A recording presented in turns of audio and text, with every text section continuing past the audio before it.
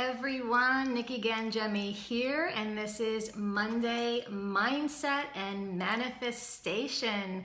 So I want to welcome you. If you are on the live joining me, say hello, and if you're on the replay, hashtag replay. We are talking about the power of setting intentions, which I know you all are familiar with, but we're going to talk about the main ingredient that needs to be a part of your intention so you can amp up your attraction factor and start to manifest more of the opportunities that are going to support you in the things that you want for yourself and the things that you want to create. So for those of you who don't know me, I'm Nikki Ganjemi, and I help online coaches shift their identity to thriving entrepreneurs so they can make more money and impact doing what they love. And I love this topic of setting intentions. So let me know, pop in the comments if you yourself have a practice of setting intentions. I try every day when I can remember and be mindful of it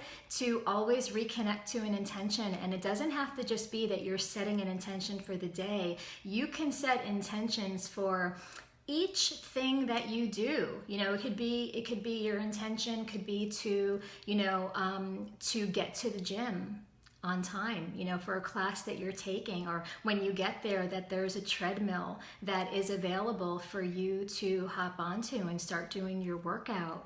It could be that you're intending, to have a nice dinner with maybe like a nice family conversation instead of everybody being on their phone or your kids looking at their iPad or whatever it is.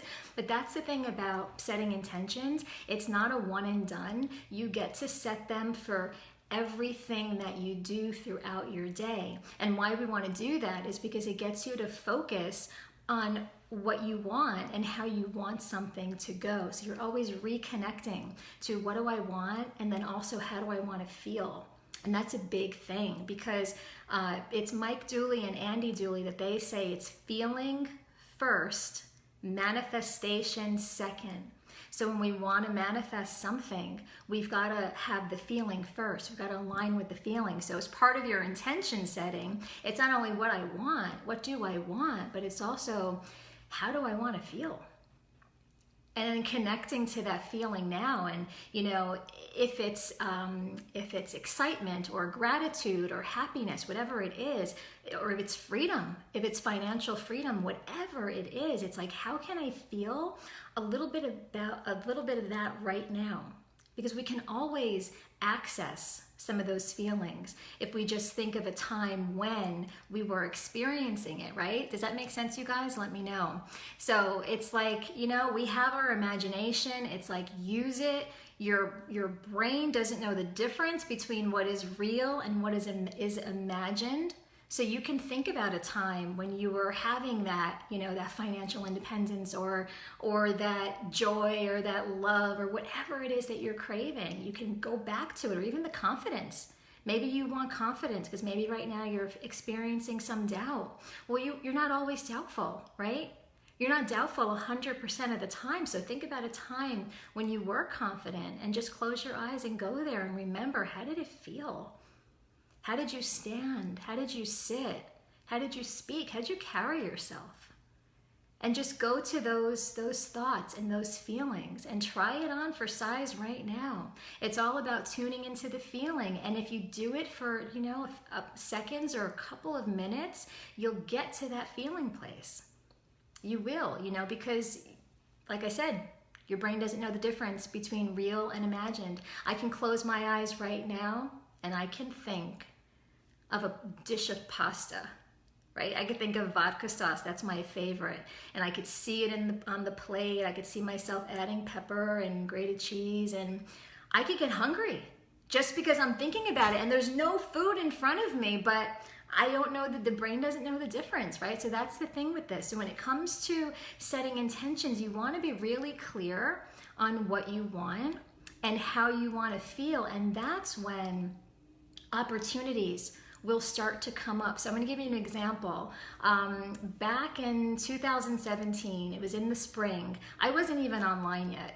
I was still in the classroom. I was teaching. I had a little children's mindfulness program, and they no longer were letting me implement the program in school. So I was looking to see, how can I implement this mindfulness program outside of school? I started doing little events, setting up tables, trying to meet different people to tell about what it is I do. And I was falling flat. Right? Nothing was happening. I was lacking connection. So I was feeling like what I wanted was to get more visible and to connect with people.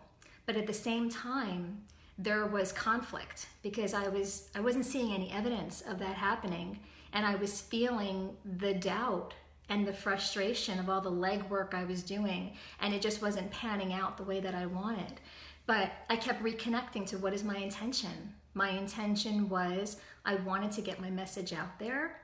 I wanted to help and support people in a way that mattered to them and would impact their lives. And I wanted to connect with people. You know, I wanted that connection. And each time I would just kind of bring myself back to, Nick, what do you want? What do you want? Why do you want it? How is it that you want to feel? Well, in a little while later, I ended up attracting a business coach who, you know, just came on my radar. I started following her. I ended up hiring her, and she suggested that I move out of local and I go global. And I'm like, global? I never would have thought of that. But she said, yeah, you know, I suggest you host an online telesummit, and I'm going to help you put that together. So talk about being seen, getting visible, and connecting with people. I mean, it was like the universe just supported me in everything that I kept focusing that I wanted, because I got that. I got the connection. I connected with 28 experts and I interviewed them. And then we released the interviews over a 2-week period. I got seen. I had 1,000 people sign up for this event, for this summit. So there's the visibility piece. There's getting seen. There's getting my message out. So that's the power of setting an intention. It makes me think of, because remember, we create everything with what we think and the emotions that we consistently feel. So think of that as your ingredients. It's like when you're baking a cake, whatever you put in the cake, that's what's going to pop out of the oven. And it's the same thing with a lot of the products that we use, right? There's an active ingredient. Think of the toothpaste that you use, or suntan lotion, or even if you take Tums, like an antacid, right? Like I sometimes have to do. There's always an active ingredient. That's the main ingredient that makes the product work. Does that make sense? That's the main ingredient. There's a couple of other little things in there, the inactive ingredients, but there's one main ingredient that makes the toothpaste do its job. The one main ingredient that makes the suntan lotion keep you from getting burned.